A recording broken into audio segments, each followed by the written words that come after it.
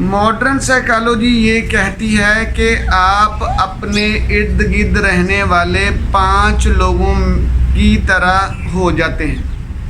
है कि अगर आपने अपनी ज़िंदगी को पुरसुकून बनाना है तो आपने अपनी 3 चीज़ों को बैलेंस्ड फॉर्म में रखना है। अपनी थॉट्स, अपने इमोशंस और अपनी ईगो। हम ईगोइक माइंडेड कैसे हो जाते हैं? आइडेंटिफिकेशन क्या है? मेंटल आइडेंटिफिकेशन क्या होती है? हम नेगेटिवली डिज़ाइंड या डिज़ाइन क्यों हो जाते हैं? बिस्मिल्लाहिर्रहमानिर्रहीम। साथियों, आप देख रहे हैं इल्म की बातें और आज हम बात कर रहे हैं द पावर ऑफ नाउ की एसेंस पे। साथियों, हमने कहा कि हम अपने इर्द गिर्द रहने वाले 5 लोगों की तरह हो जाते हैं। साथियों, ये बात ठीक है। मॉडर्न साइकोलॉजी इसी पे बात करती है। मॉडर्न साइकोलॉजी ये कहती है कि आपके इर्द गिर्द जो 5 लोग रह रहे हैं ना, उन पे आप नज़र रखें, उनको देखें कि वो किस तरह के हैं। अगर वो पॉजिटिव हैं तो आप भी पॉजिटिव हैं, अगर वो नेगेटिव हैं तो आप भी नेगेटिव होंगे। यानी उनकी जो आला या जो उनकी ज़बरदस्त या पावरफुल जो उनकी खूबियाँ होंगी या खामियाँ होंगी, डोमिनेंट, ये लफ्ज़ ठीक है, डोमिनेंट जो खूबियाँ या खामियाँ होंगी वो आपकी ज़ात का हिस्सा हो जाए। ज़रा रुकिए और देखिए कि आप किन लोगों के साथ रोज़ाना 4 से 6 घंटे गुजारते हैं। ज़्यादा टाइम आप किन लोगों के साथ गुजारते हैं? आप ज़्यादा टाइम जिन लोगों के साथ गुजारेंगे आप उनकी तरह हो जाएंगे। अच्छा, अब इसका हल क्या है? हल साथियों 3 चीज़ों में है। हमने इसको कई मरतबा बयान कर दी है। इन 3 चीज़ों को आप अभी समझ लें। 10 या 15 साल के बाद धक्के शक्के खा के आपने फिर भी समझना ही है। 3 चीज़ें हैं जी। पहली चीज़ है आपकी थॉट्स, आपकी सोचें। दूसरी चीज़ है आपके जज्बात यानी आपके इमोशंस। तीसरी चीज़ है ईगो।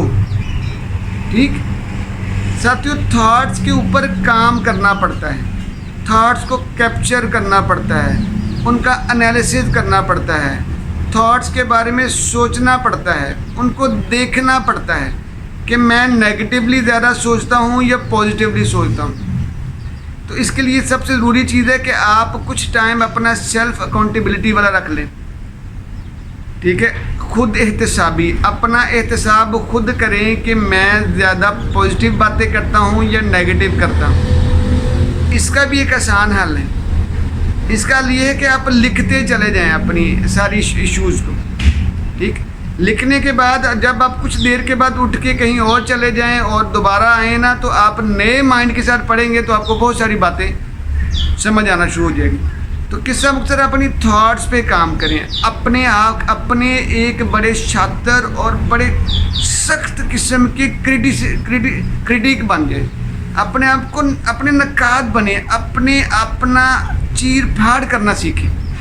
क्योंकि अगर आप अपने आप को बेहतरी की तरफ ले जाना चाहते हैं तो आपको अपना चीर फाड़ करना आना चाहिए, अपने आप का एनालिसिस करना आना चाहिए, अपने आप को समझना आना चाहिए, खुद एहतसाबी आनी चाहिए। ठीक, इसको हमने OTR से आपको समझाया था, द पावर ऑफ नाउ के ज़रिए। OTR क्या था? Observe the thinking, observe the thinker record.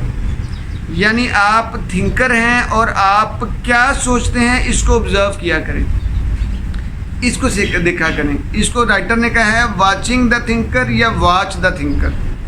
अपने आप के बारे में सोचें कि आप क्या सोच रहे हैं। अच्छा, इसमें जो गलती जो हमने करनी है ना, हम अपनी गलतियों के ऊपर, अपनी सोचों के ऊपर फिर काम करना शुरू हो जाते हैं, उनको रोकना शुरू हो जाते हैं। नहीं साथियों, अभी रोकना नहीं है, अभी सोचों को प्रोसेस नहीं करना। आप सोचते हैं उसको देखते जाएं बस। ठीक है, ये आप बैठे सोच रहे हैं तो आप इधर एक साइड पे बैठे हैं, अपने आप को इमेजिन करें मैं साइड पे बैठ के मैं ये इमरान नामी जो बंदा है ना, ये क्या सोच रहा है इसको मैं देखता हूँ, तो मैं अपनी बहुत सारी सोचों को ऐसे काबू कर लेता हूँ। भाई, नेगेटिवली सोचना ये हमारी ज़ात का हिस्सा है। नेगेटिवली काम करना ये हम कंट्रोल कर सकते हैं। ठीक, देखें ना, अगर हमारा दिमाग 60 से 65 हज़ार जो है वो ख्यालात बुनता है 24 घंटों में, और दिन में 4 से 5 हज़ार ख्यालात जो है वो पॉजिटिव हैं, तो ज़ाहिर है फिर नेगेटिविटी तो ज़्यादा है हमारे पास। ठीक है, तो फिर हमें हज़रत इंसान बनना है। उसके बाद आ गई इमोशंस। इमोशंस हमारे असल में साथियों बड़ी आसान तरीक बताऊँ इसकी, आसान तरीका आपको इसको समझने का। हमारी बॉडी पर, हमारे जिस्म पर हमारी सोचों का इजहार जो है ना, वो इमोशन है। देखो कोई बंदा, अभी मैं वीडियो बना रहा हूँ, कोई बंदा आके मुझे मेरी तारीफ़ करे, यार वाह कमाल, आपने तो आज कमाल वीडियो बनाई, तो मैं ना चाहते हुए भी मेरे चेहरे के ऊपर ये ब्लश आएगी ना, खुशी आएगी कि नहीं आएगी। ये उस बंदे ने मेरे कान में अपनी थॉट, अपनी जो बात जो डाली, और मेरी थॉट ने उस बात को पॉजिटिव प्रोसेस करके मुझे मेरी बॉडी पे असर किया। इसको इमोशन बोलते हैं, और ये बहुत कमाल चीज़ है। इमोशंस आपकी एक पावरफुल एनर्जी होती है। ये आपका जो एनर्जी के स्टोर हाउस और पैकेट्स होते हैं, ये आपकी एक्टिविटीज़ को परफॉर्म करवाने वाले होते हैं। ठीक, तो इमोशंस बहुत ज़रूरी है साथियों। आपने देखा है ना कि गुस्सा, जब आप गुस्से में होते हैं तो आप क्या करते हैं? जब आप गुस्से में होते हैं तो आप अपनी छोटी छोटी वो काम भी कर देते हैं जो आपने कभी ज़िंदगी में या आम नॉर्मल आदमी में जल्दी नहीं कर पाते। ठीक है, कहते मैं गुस्से में था, ठीक है ना, इसलिए मैं इतना कर गया।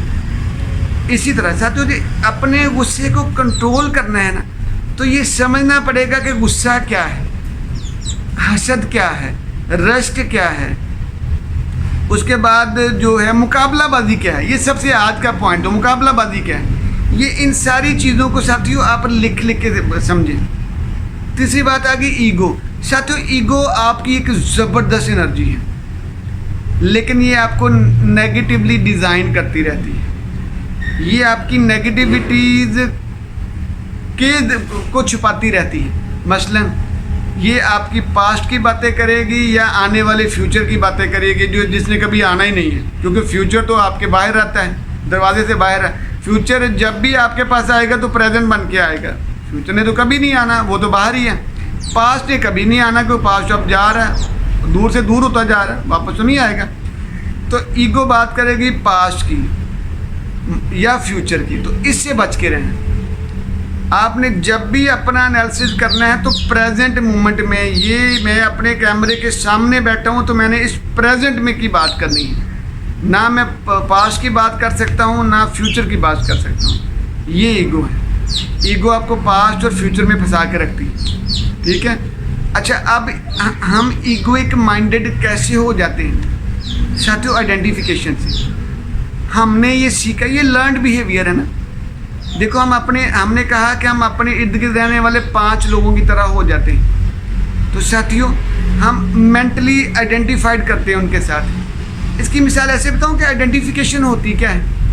आपको मूवी देख रहे हैं, सपोज आपको एक मूवी बहुत पसंद है और हीरो का किरदार बहुत आला है, तो अब क्या है, अब आप हीरो को नहीं देख रहे हैं, आप खुद हीरो बन जाते हैं। हीरो जो काम कर रहा है वो आप अपने माइंड में, अपनी इमेजिनेशन में वो काम आप कर रहे हैं, वो फिल्म का हीरो नहीं कर रहा।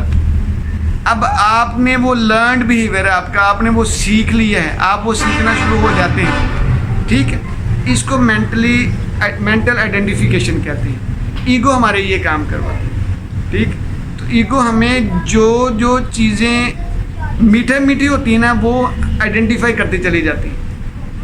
तो ये बहुत आला चीज़ है। ईगो हमें हर उस चीज़ से रोकेगी जो हमें चीज़ कंफर्ट जोन से बाहर लेके जाती है।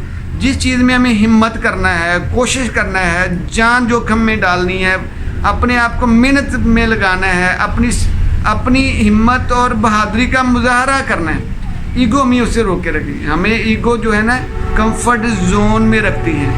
ईगो के पास लाख बहाने हैं आपको कंफर्ट जोन में रखने के, कंफर्ट जोन की तरफ खींचे रखने के। तो इसलिए जब कभी आप कंफर्ट जोन में हो, जब कभी आप इजी माहौल में रहने की बात करें, इसका मतलब है कि you are egoically ill, you have become egoically ill, you have become the victim of your egoic mind। ठीक है, तो इससे बचना है। तो इससे बचने का आसान हल ये है कि आप पास्ट और फ्यूचर से ध्यान छुड़ाएं। आज के दौर की, आज के लम्हे मौजूद की, इस लम्हे मौजूद की जो रिक्वायरमेंट है उसको पूरा करें। अगर इस लम्हे मौजूद में, मौजूदा लम्हे में अगर आपको एफर्ट करना बनती है तो एफर्ट करें, बैठ के इमेजिन ना करें, ठीक है। किसी का वेट ना करें, don't wait for waiting for Godot, ठीक है। किसी बुद्धा, किसी गॉडो का वेट करने की ज़रूरत नहीं है, अपना काम आप खुद करें, ठीक है, then you will be okay. तो साथियों, आज हमने ये बात की कि द पावर ऑफ नाउ एक मेडिसिन है, इसको मेडिसिन के तौर पे इस्तेमाल करें, इसके ऊपर काम करें। 3 चीज़ों पे काम करना है, अपनी थॉट्स पे, इमोशंस पे और अपनी ईगो पे, और अपनी ज़िंदगी को सहल बनाने की तरफ खुद चलें। साथियों, ये जो हमारी आज की इल्म की बातें हैं ना, ये महज इल्म की बातें नहीं साथियों, ये अमल की बातें हैं। इनको अमल की बातें बनाएंगे तो आपकी ज़िंदगी आसान तरीन होती चली जाएगी, और यही हमारा मतमे नज़र है। जी जज़ाकल्लाह।